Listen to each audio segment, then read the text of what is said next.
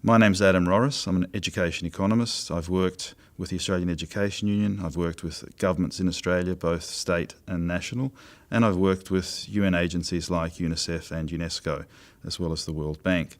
I've been commissioned by the AEU to prepare a study looking at school funding in Australia as we move from 2016 into the future.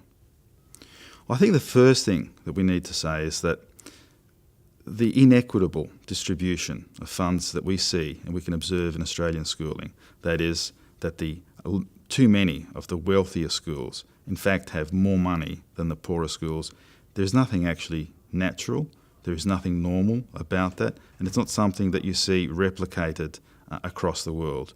Indeed, I don't think it's a stretch to say that when it comes to school funding, the way that Australia distributes its funds positions it as an outlier within the global system of school funding. The study looks at the direct costs to the Australian economy of not meeting the schooling needs of all children. And we were able to cost some, but some were frankly just too difficult to be able to manage in such a short time, and yet we know they are very important.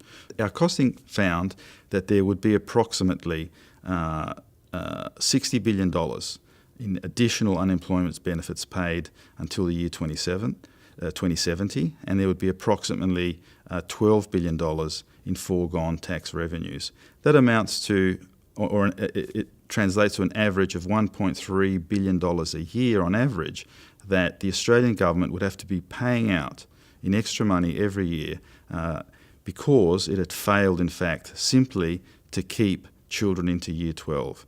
And this was a key finding of the report and highlights in a conservative, I must say, in a very conservative estimate of what these additional costs. In fact, they would be quite higher. But conservatively, we could say it would be a minimum of $1.3 billion just only in foregone tax revenues and unemployment benefits. The second part of the report looked at the economic opportunities that are foregone by the Australian economy as a result of having the current percentage of students not meeting the minimum learning benchmarks as identified by the International PISA study. For this, we looked at an OECD commissioned study which had generated estimates not just for Australia but indeed for all the OECD countries plus an additional set of countries. In Australia's case, they found that Australia would be $2.2 trillion richer in total, in sum, by 2095 if in fact they were able to have all their children meet these minimum benchmarks.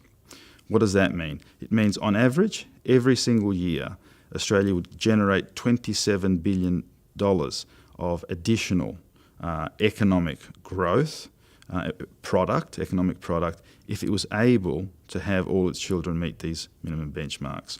So these are quite astounding figures, but they are real. They're not pulled out of the air. They have been generated by looking at what has been achieved in the past by countries that have managed to improve their education and the kind of growth it's generated for them. And when we project that into the future, that indeed is what is at stake for this country and its people.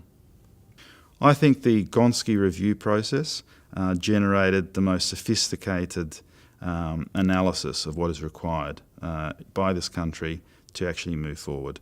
It's a very simple formula, but it's been proven to be effective in other countries. It's called needs-based funding. The greater the need of a school and a community, quite simply, the greater amount of resources that should flow to that school and to that community. Why? Simply because to deliver more equitable outcomes and to deliver the kind of learning and the kind of schooling that every child surely deserves.